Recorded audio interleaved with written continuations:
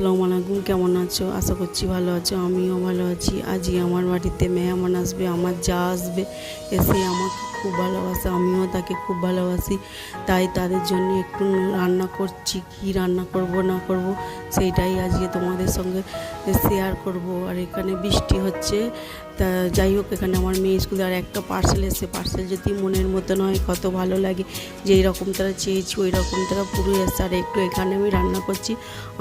আমার হাতের রান্না খেতে খুব পছন্দ করে, তাদের জন্য একটু নাস্তা বানিয়ে নিচ্ছি। আর সে আমাকে বলছে, কেন নাস্তা করছিস? তোমরাই বলো, বাড়িতে যদি মেহমান আসে নাস্তা না করলে হয়? সে বলছে, যখন ভাতের আয়োজন আছে তাহলে আবার কেন নাস্তার আয়োজন করছি? আমরা বলি, আমরা যখন একসঙ্গে ছিলাম, যেতাম একসঙ্গে, একসঙ্গে খেতাম। আর